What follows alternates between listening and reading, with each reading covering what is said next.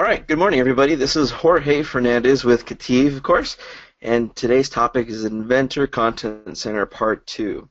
So I'm happy to see that more and more people are joining these sessions. By the way, I'm very excited to help put this together, and I want to also remind you guys that at the end of this, you do see a little survey, and the more comments I get back about what type of topics you'd like to see, even better. You know, we started off with a few that we came up with, but I'm starting to get a lot of feedback of topics. So the more of you that can give some feedback, the better, of course.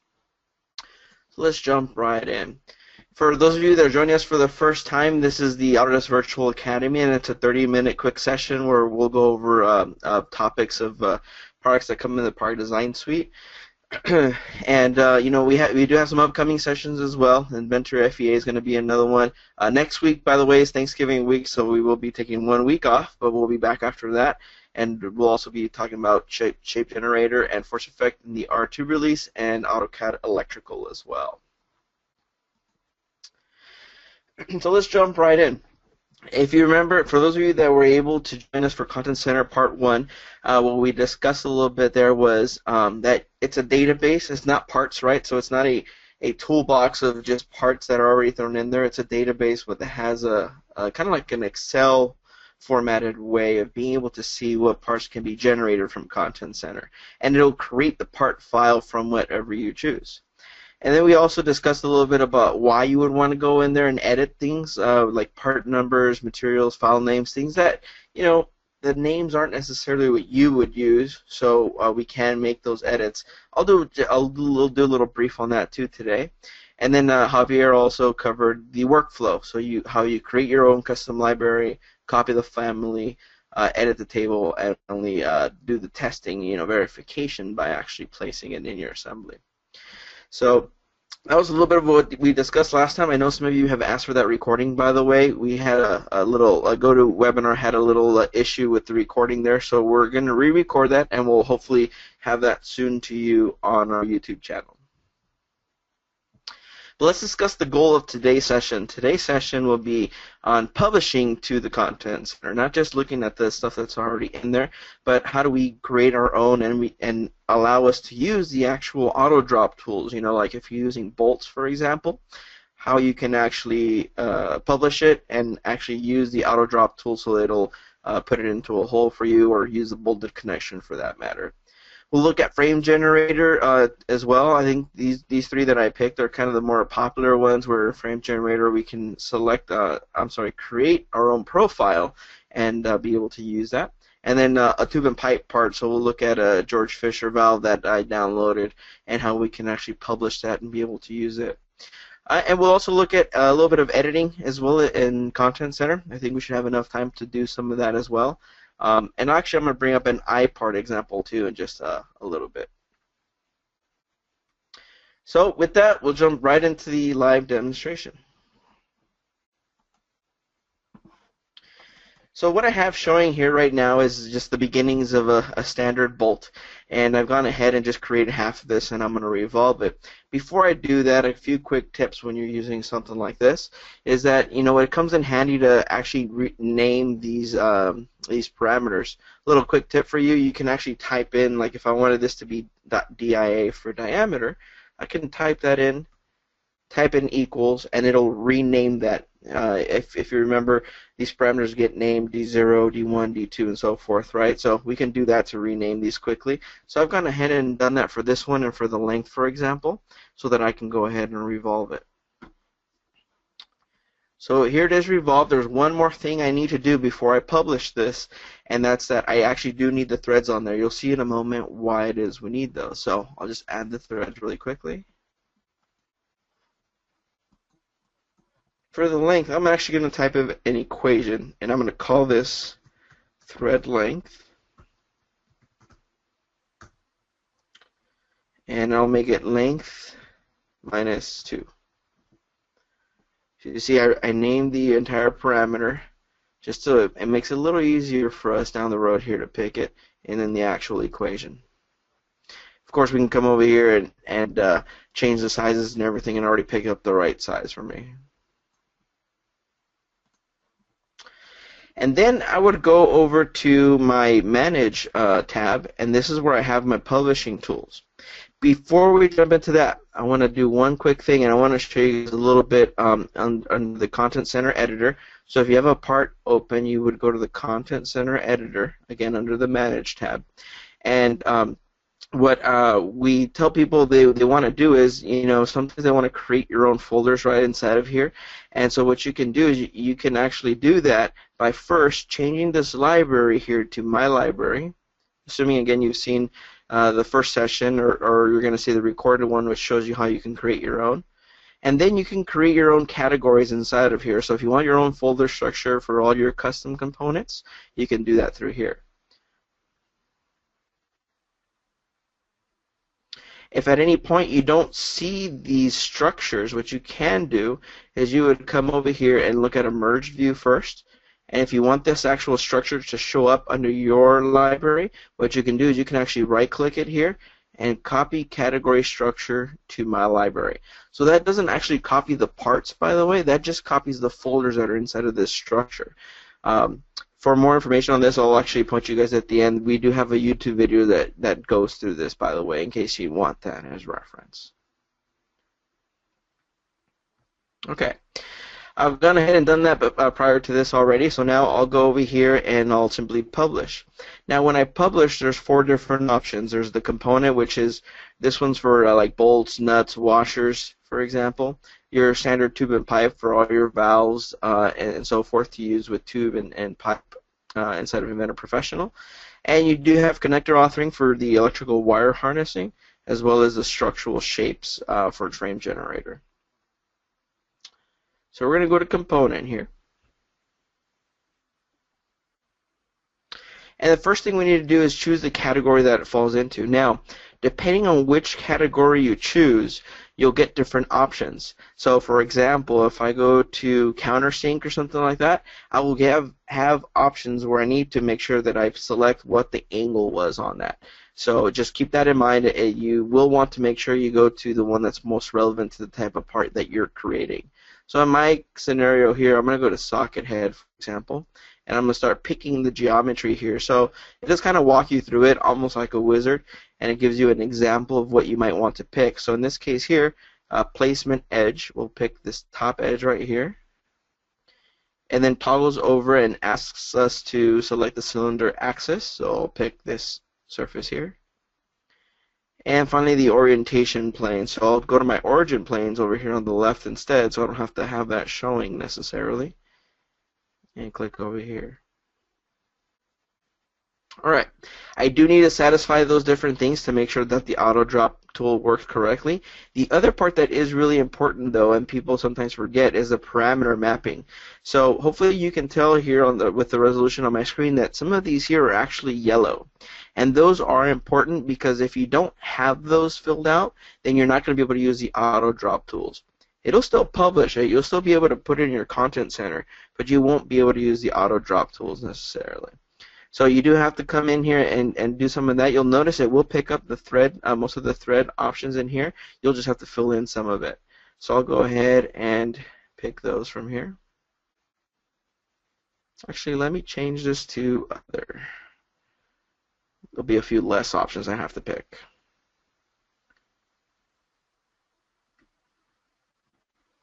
Here we go. I've of coming in here and creating my own user parameter for grip. This is where you see it comes in really handy to make sure you rename these so that you can find them more easily instead of having to go back and forth all the time. I'll change the nominal diameter here.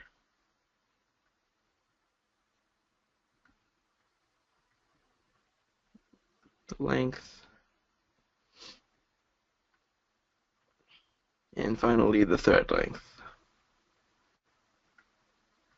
Which, if you remember, I named that earlier. Again, that's why it makes it a lot easier. So these down here, you don't have to necessarily fill in.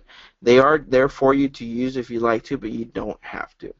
Now, you could decide to publish now or say okay and come back to publish later. Maybe there was a few things you still needed to do. Maybe you decided there was some properties you wanted to show as well or something like that.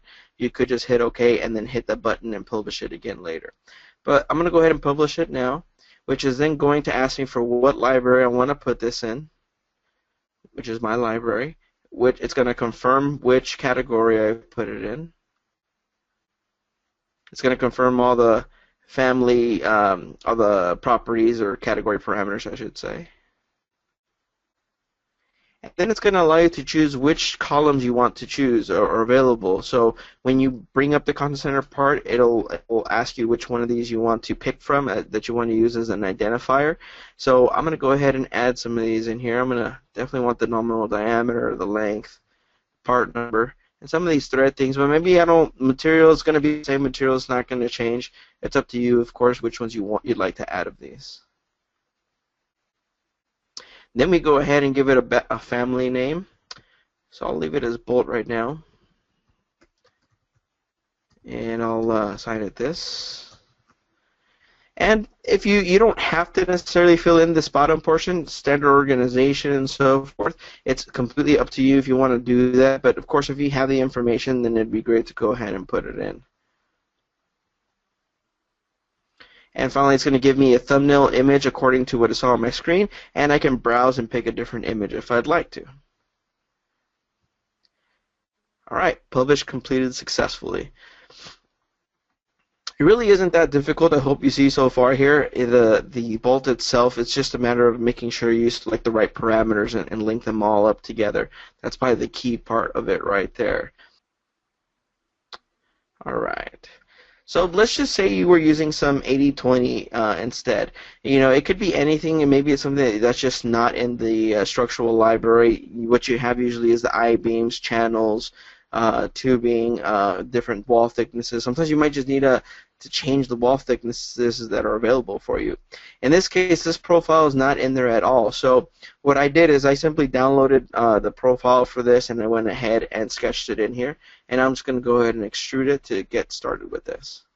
So when you first extrude it, you can extrude it at any length. I usually just use one, and you want to rename this, and I always rename it G_L. That's the property that it'll read it in as.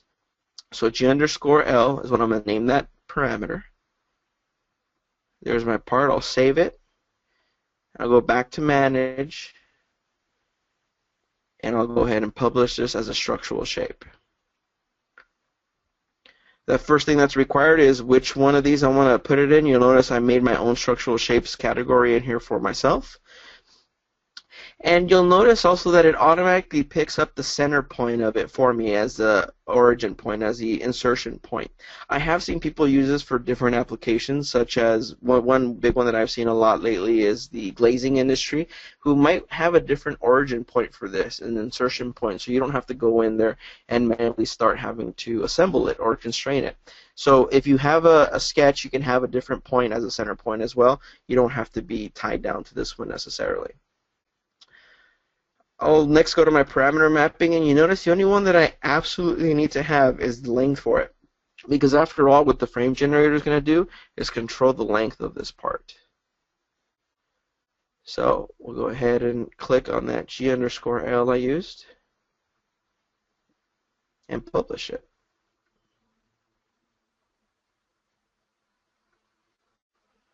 Again, we'll see the same publish guide that we saw earlier, allowing you to choose the different libraries you might have. You can choose a different category if you want, or confirm the one that you've selected already.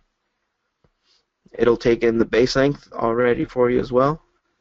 And finally, allow you to choose which columns you'd like them to be available as well.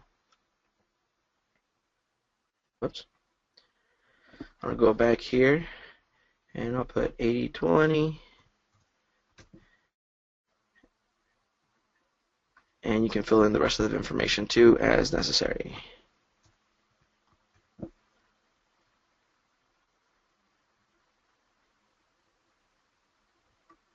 Publish it out. Now let's see it in action here. If I go to my frame here, I already took the liberty of creating a frame for us to take a look at. You'll see I just have some standard tube framing. And this will kind of be a little intro for some of you if you haven't used Frame Generator yet.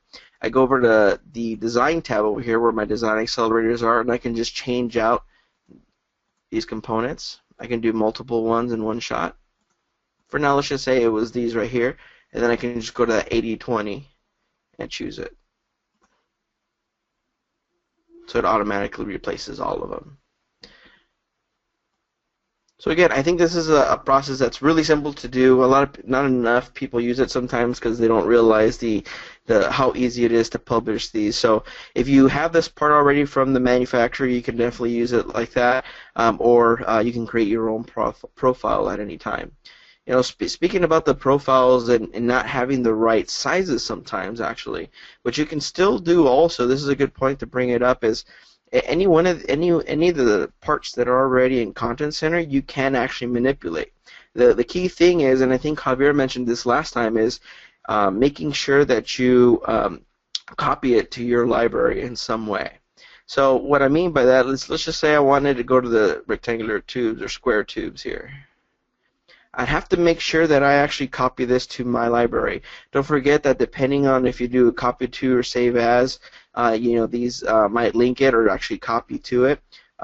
We have that as a reference again when we record this, of course, for you. We can have it be an independent family or link to the parent family, whichever one you like. It just, again, depends on what you want to do exactly. So I'm going to set it as a copy in my library so that I can actually start editing it. You'll see now that it's editable because it's no longer grayed out.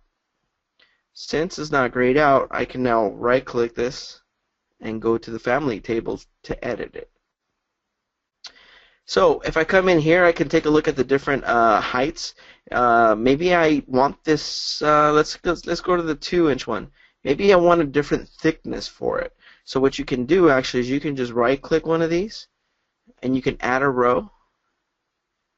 I'll copy the previous one, and then paste the second one, and only change the thickness. I know this is a little thick there, but bear with me here just as an example. And there's my thickness. To go take this a little bit further here, let's say the file name. We don't like the way the file name is for this. So what we can do is we can right-click on this column, go to the column properties, and change what that expression is. So maybe I don't want to say copy of because it automatically added that for us. You'll notice in quotations here, it's telling you exactly how it's going to call it. The and is for a space, dash, and for another space. And then this GD and this BL here are automatically generated expressions. So if I come over here, I can actually see what those expressions are. You remember that B_L was the length of that frame generator part, for example. So that's how this entire string gets populated. Now that's one way to do it, is to have an expression that automatically calculates it out for you. But what you can also do, by the way, and I've done this for customers in the past, is we've actually gone in there, identified what their standard parts are, and renamed these with their actual part number so that people don't run into issues trying to change the file name on their own. All right. So that was with the frame generator piece. Of course, you can do that with bolts and all the other Content Center parts that are in there as well. Let's jump to the last one now, which is the valve part. I hope you'll see that the valve part isn't all that different. It's very similar in the way it gets published as well. This one I grabbed just from the George Fisher library, actually, and we'll go ahead and make this a Content Center part as well. Now, let's not forget, by the way, that you can just publish without just simply put that part in there and reuse it whenever you need it. Use the actual publish tool over here where you pick what type of part it is. This is what's going to allow it to be smart and actually get inserted into a pipe run, for example, and cut everything, right? So we'll go to the pipe.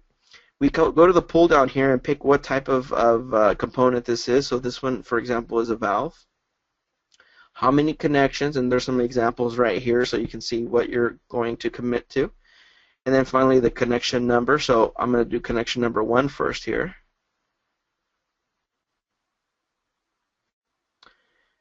And then I'm going to pick the axis that I want to put this on, which is this one here too.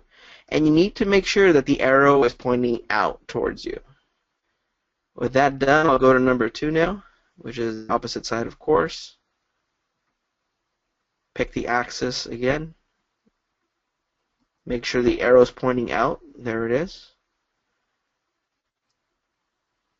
And there's some more information you can type in at the bottom as well. You'll see the different types from here as well that you can choose from, or you can type it in as well. So since this one's a valve, you can see the different information that can get populated for it as well. You don't have to necessarily fill that in, by the way. It's an option. And we'll choose valve for this one, of course. And click OK. I forgot that we need to actually hit the publish part command up here at the top. Now that we've identified the category it's going into and it filled out the information, we just need to actually publish it.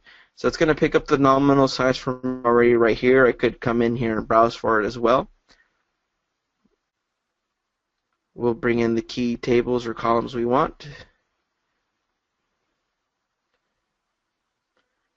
I can, again, publish a different image if I want to. And there's the component. So that was the last piece right there.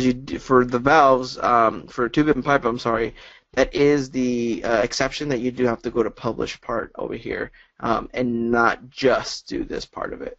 The other ones, as you saw, did actually handle it just fine. All right. So we're getting to the top of the half hour here at 10:30. So in summary, what we looked at here was publishing bolts, nuts, and washers can be used by that one option we showed you. There's the structural ones as well. There is tube and pipe, and there is electrical as well that we didn't have a chance to go over through electrical today. But you know, if you have more questions on that, we can help you out as well. We also looked at editing inside of there. I showed you the example with the structural component. And that will allow you to go in there, manipulate the already existing library to make it your own as well. And you know, some recommended next steps. Don't forget, we can help. We have done projects as well with customers where we showed them how to do it, and then other ones where they decided they wanted us to do it, pick the part for them, and actually type in the part number.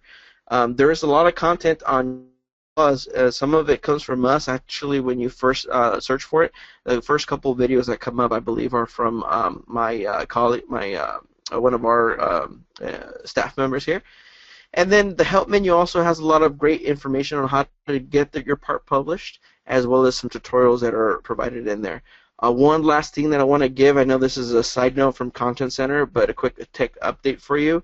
You know, we've been doing a lot of, we've had a lot of requests for Vault upgrades to 2016 lately, and we want to remind you that there are new system requirements for it where you have to make sure you have the right the right server operating system. So if you have any questions on that, please feel free to reach out as well.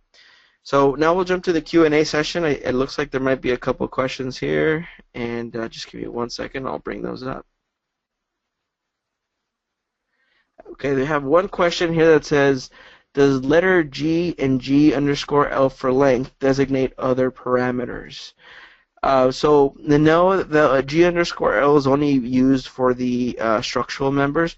As a matter of fact, when you use frame generator and you want to do like a cut list, for example, from that in your drawing, you have to make sure that you use a new property called G_L, which will automatically pick up the length so that you have your own cut list.